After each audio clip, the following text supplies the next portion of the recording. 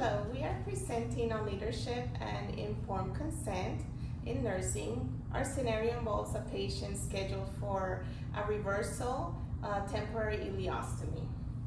And this procedure reconnects the large intestine back to the colon.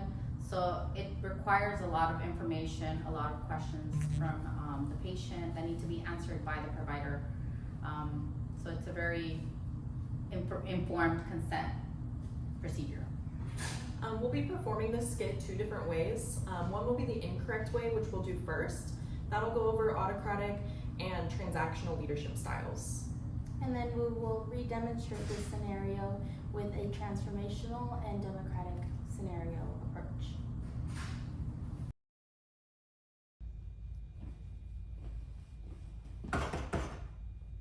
Hi. Ms. Rice? Price. Oh, I'm sorry, Ms. Price. So your colon looks healed. We're reversing the ileostomy tomorrow. We need your signature for the consent form. Oh, okay. So I'm gonna get rid of this bag, finally? Yes, we're gonna reconnect your small intestine back, and it's a straightforward procedure. Okay. Is there anything that can go wrong with that?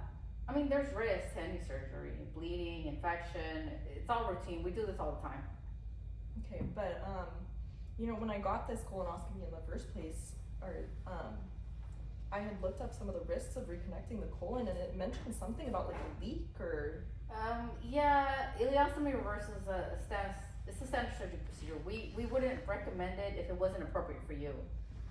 Okay, so what would happen if I were to leak? I'm just gonna need you to sign this real quick.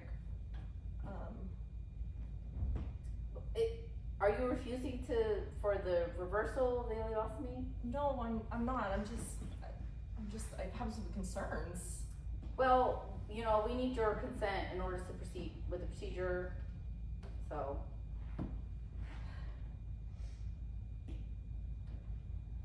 Okay.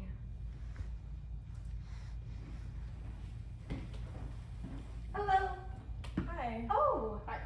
doctor, I wasn't here for signature. Yeah, it's signed. We're not gonna get hung up on technicalities. If you can just sign here, and then I can go get the OR stat. Okay. Thank you.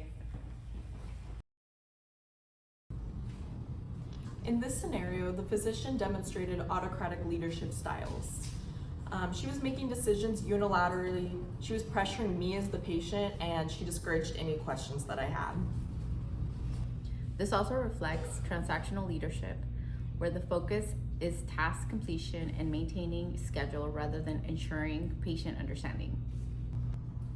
In this scenario, the physician demonstrated an autocratic leadership style, characterized by unilateral decision-making, intimidation, and lack of collaboration. In this example, I was not fully informed of the risk of the leak, where the reconnected bowel leaks into the abdomen. Serious risks that were not clearly explained include an anastomostatic leak, peritonitis, sepsis, need for emergent reoperation, possible permanent ostomy, bowel obstruction, and incontinence of chronic diarrhea. In this example, there were many ethical principles that were violated. My autonomy as the patient was violated as I was pressured into signing the consent form. Veracity was also violated as there was incomplete disclosure of what the procedure entailed. Also non-maleficence, as we weren't disclosing the harm that could have happened, and fidelity, as there was a breach of trust within the patient-provider relationship.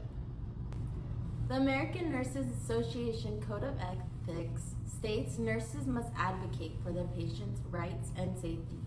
In this case, the nurse failed to advocate and did not witness the consent.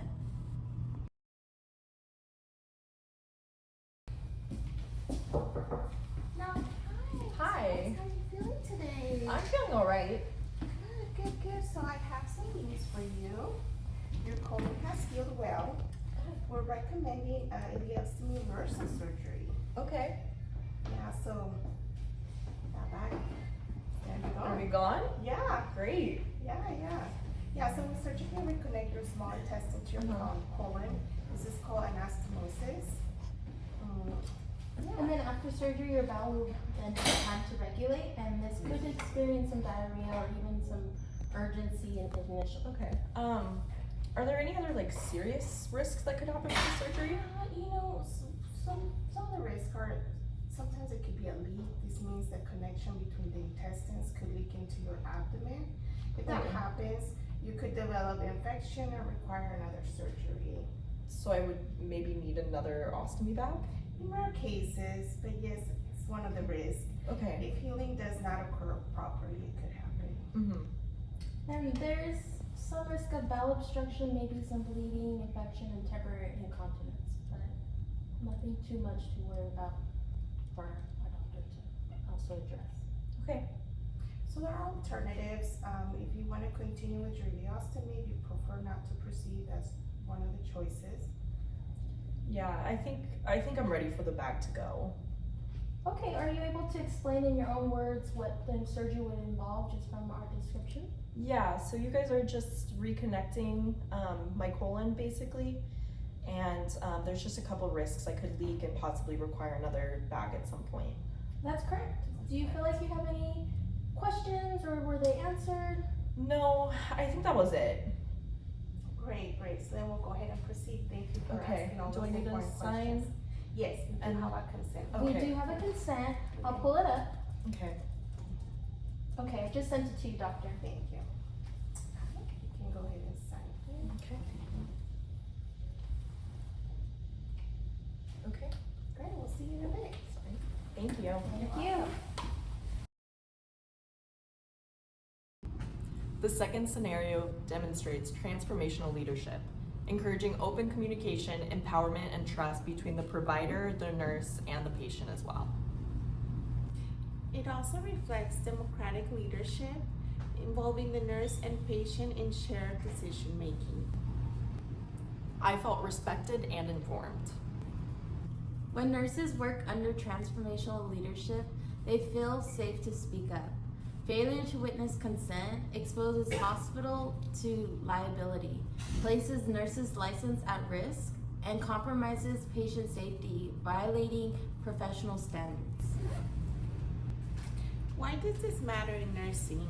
Nurses verify patient understanding, nurses ensure voluntariness, nurses act as advocates with patients, and leadership culture directly impacts ethical behaviors. As believers in healthcare, we are called to have integrity.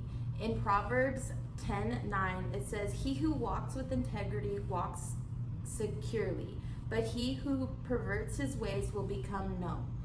I think this is important, and we believe this is important for our integrity as nurses because our patients are relying on us. They want to believe in us and they want the best treatment.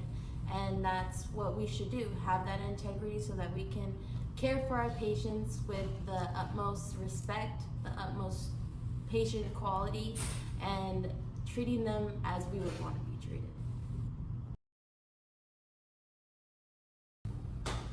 Leadership style directly impacts patient autonomy and safety. Autocratic leadership silences advocacy. Transformational leadership promotes trust, collaboration, and ethical excellence. Now remember, leadership in nursing is not about authority, it's about responsibility. Now remember to